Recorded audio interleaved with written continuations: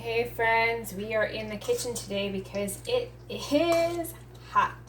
It's been 10 days of close to 100 degrees and very high humidity, and I go out there to water about 7 a.m.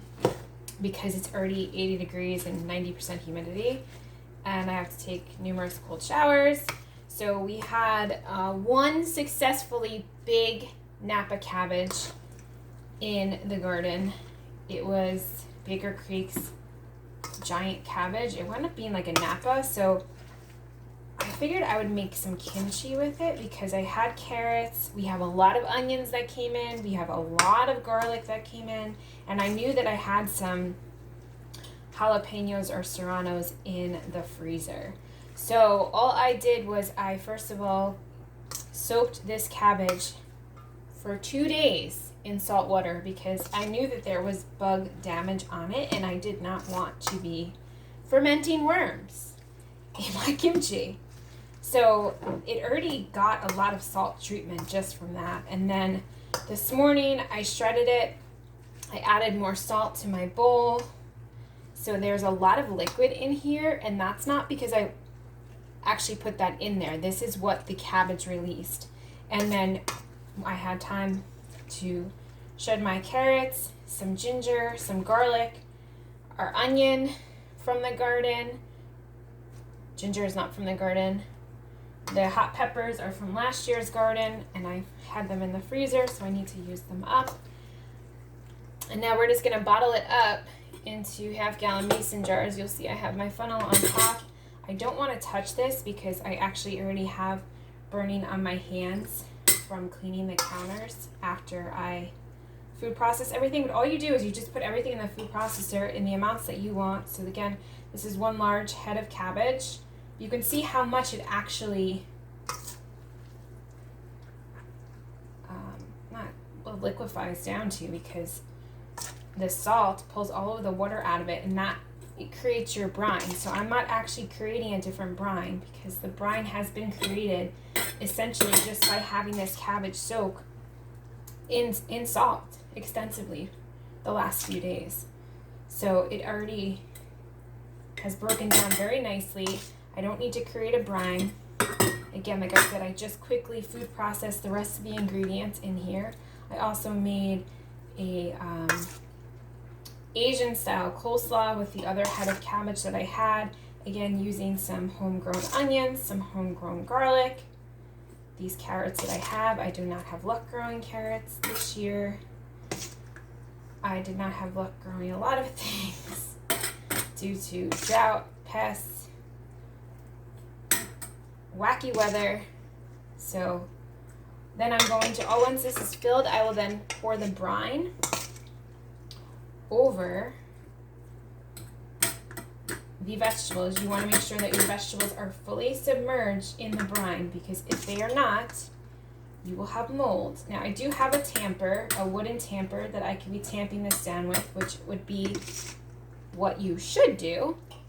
But I did not think to get my tamper out before because it is 5:30 and I'm already tired.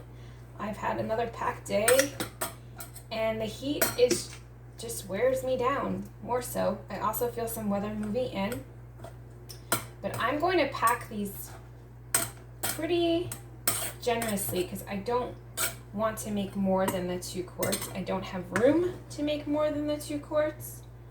So I want to get as much as I can into these 2 quarts. Again, if you don't know if you're gonna like it, I suggest you do not make a lot, or you try it first from either somebody who you know makes fermented food, or you go and buy it at the store.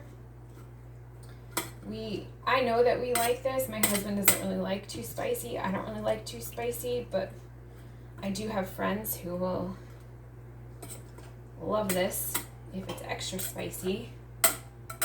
So if it turns out really spicy, I did only use 2 serranos, but they tend to be really spicy. So if it is really spicy, I will just give it to them. You can see the brine is filled up all the way to the top. It's exactly what we want. We actually have still some vegetables left over. actually don't want it filled to the tippy top because it can overflow. And that's probably what is going to happen this time because it is so hot.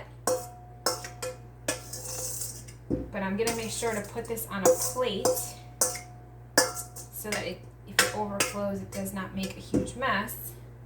Oh, I wanted to use that spoon to push this down a little bit more.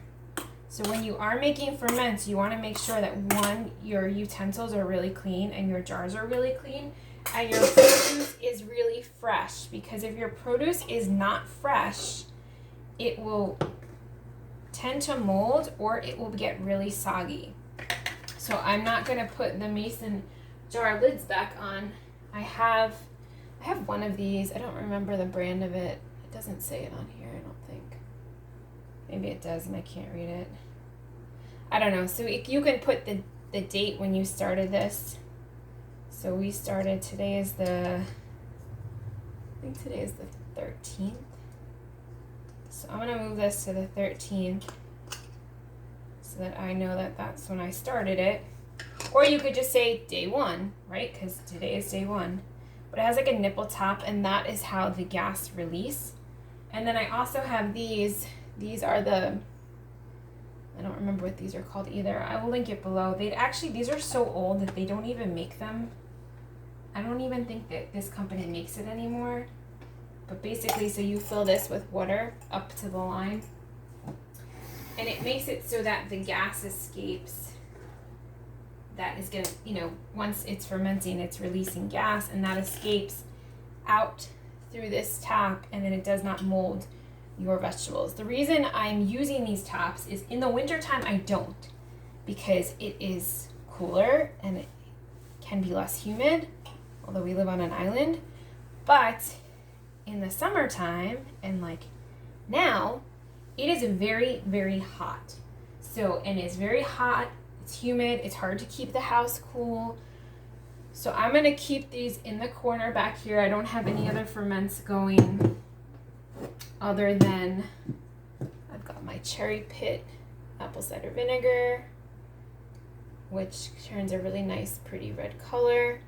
And I use that when I make oxymels, right? And then I've got my vanilla extract, but I don't have any other real ferments per se. Oh, my scallops have made a big mess of them. But that's it. Kimchi, sauerkraut, it's all the same process.